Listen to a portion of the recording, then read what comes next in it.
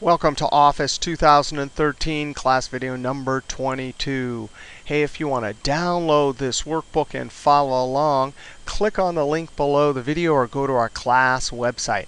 Hey, we're still studying Excel. This is Excel Basics video number 4. And we want to have our first introduction to what are called pivot tables. Now, in this Excel Basics class, some of you may have heard of pivot tables, some of you may not have heard about pivot tables. But here's the deal. The word on the street and out there in the working world is that pivot tables are really hard to use. And we're going to see in this video and later in the class that they're really amazingly easy and one of the most powerful features in Excel. Now there's some notes here. You can read those later. We're going to scroll down and look at our example. Now, your boss gives you this data set and says, hey, I need you to create a daily sales report, which just means for each one of these criteria, we need to add from the sales column and get a total. Hey, this sounds just like last video. What did we do last video? We used the SUMIFS function. Now, before we see the pivot table, I want to go through how you do this with the SUMIFS. Now, SUMIFS, we did this last time. Well, here's our criteria. So we don't want to add all of the sales, just the sales for 1020 and then 1021. Well, that means for our formula, we're going to have to highlight all the numbers, all the dates, and the individual criteria. All right, so let's see how to do this for SUMIFS. And the one thing that will be different from last video is that we're copying this formula down. So we'll have to use relative and absolute cell references. All right, G14 equals SUMIFS. Sum range. Remember, our screen tip helps us out. The word sum means those are the numbers I'm adding. So I'm going to highlight the whole sales column. I'm copying this down. I don't want this range to move as I copy the formula down, so I hit the F4 key to lock that. That puts the dollar signs in. So when the formula is copied, the cell references are locked or absolute. Comma. Criteria range. The word range reminds us that that's the whole column. And so we have to highlight the whole date column. Now that date column needs to be locked. When I copy it down, I don't want the orange to move. So I hit the F4 key to put those dollar signs in. Then I type a comma. And the magic in SUMIFS comes from criteria. We don't want to add all the numbers.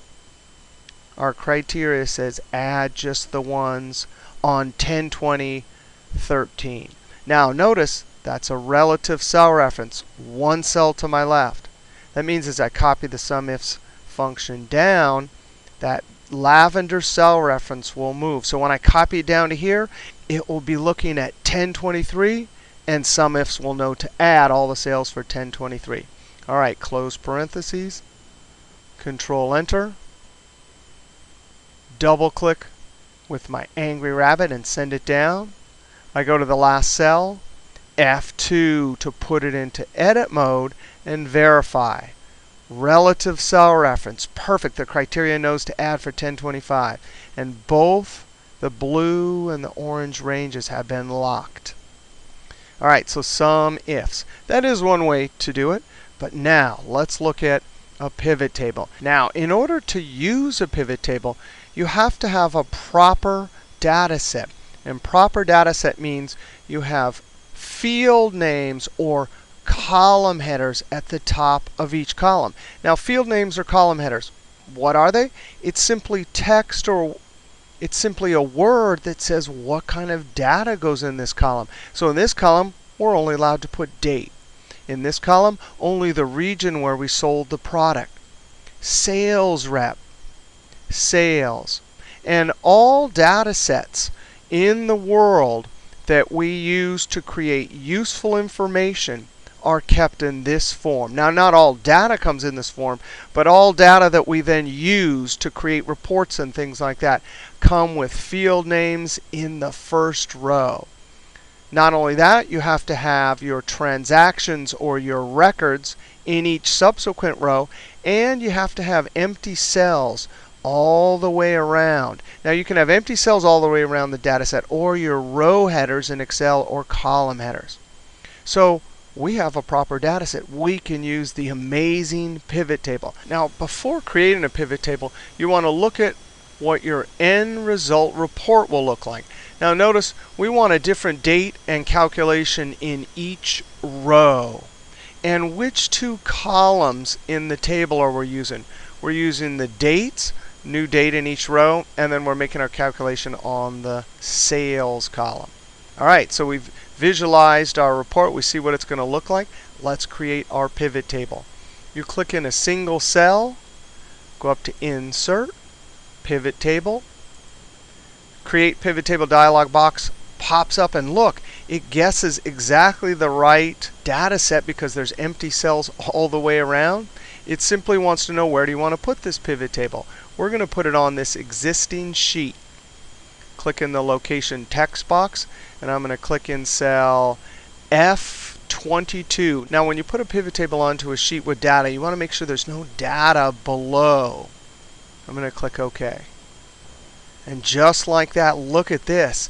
We get a field list, a list of each one of the fields. And it says, choose fields to add to report. Down here it says, drag fields between areas below. Look at this. There's our rows. That's saying, hey, what criteria do you want in rows? And there's our values. So you simply drag date, that's our criteria, right, to the rows. Instantly you get a unique list of dates. And I didn't have to look through this column and pick out one of each unique date. It just did it. The pivot table did that. Now we take our sales and drag it to values. That is amazing. Just a few clicks, and we've created a report just like this one. Now later in this class we'll talk a lot more about pivot tables, and we'll see how to format this. But I just want to go through those steps one more time and just show you how amazing this is. I click in a single cell, and it can be any cell in the data set. Insert, Pivot Table, Existing, Location, F31, OK, Date to rows, sales to values. That is absolutely amazing. Now, let's go look at two more examples. I'm going to go to the sheet PT2. And now here your boss didn't ask for a daily report. The boss asked for a regional report. Well, we could do it with SUMIFS. I have the SUMIFS function. I need the sum range. F4 to lock it, comma, criteria range. I need the region column, the whole region column. F4 to lock it, comma, and the magic, I'm allowed a criteria. I don't want to add all of them, just Northwest. And that's a relative cell reference. Notice as I copy that down, the relative cell reference will move to Southwest and then to West. Close parentheses, Control Enter, double click and send it down. F2 on the last cell to verify. Looking good. Enter. Now a pivot table. Click in a single cell. Any cell will do. Insert, Pivot Table, Existing, Location, F17, OK. Drag region from the field list down to rows. Instantly a unique list, each in a different row. Sales to values. Wow, that is amazing. Now this is sum of sales. Later in the class we'll see it's simple to change the calculation. But notice, pivot table a lot faster. Let's go to PT3. The boss said, hey, I need a sales rep sales report. Well, we could do it with SUMIFS. SUMIFS function, I need the sum range. F4. Criteria range, well, this is the sales rep column, all the sales rep. F4. And the magic, I don't want to add them all, just please add up June's. That's a relative cell reference. The two ranges are locked. Close parentheses, Control Enter, double click and send it down. F2. Looking good. Now, pivot table. Click in a single cell. Insert. Pivot table. Guessed right. Existing sheet. F18. OK or Enter. This is sales rep, so I'm going to take the sales rep field from the field list and drag it down to rows.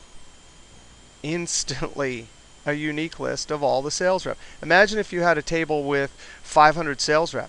Instantly, it just lists one of each.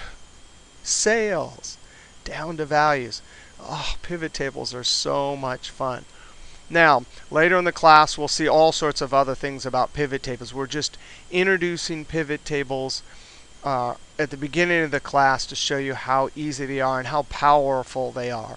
We'll also see more about SUMIFS later in the class. Now, one thing I do want to show you is that one advantage that formulas have over pivot tables is that if the data is changing, so you have some template and the data is changing each day or regularly, watch this. If I give some big number to Chin, as soon as I hit Enter, watch Chin's total. Enter. Instantly updates. Now, it is easy to update a pivot table, but sometimes people want their formulas. If the data is always changing and it's changing a lot, you don't want to have to come down and right-click refresh. So right-clicking refresh. And now it updates. All right, so SUMIFS can do the job. And notice, what is SUMIFS doing? It's adding with one condition. And guess what? That's what the pivot table is doing also. All right, now, there is some homework for you. Right after the sheet homework, there's 1, 2, 3, 4 homeworks. And you know what? I haven't showed you how to get to sheets that are hidden under the scroll bar. Now, we could come over here. There's navigation sheet arrows. If you click, click, click, click, it exposes sheet. If you click on the one going the other direction, left, boop, boop, boop, it'll expose sheets from the left. Now, that's fine and dandy, but here's a great trick. Right-click these sheet navigation arrows, and up pops a dialog box. And you can select any sheet you want, like Homework 3. Click OK, and instantly we're jumped to Homework 3. Now, for each one of these homework problems, there'll be directions in the yellow cells at the top, and then you create your solution in the sheets. For each homework problem, there is an answer, but don't look at the answer. You do your homework first, and then when you're completely done having all the fun, then you come over and check your answer. All right, we'll see you next video.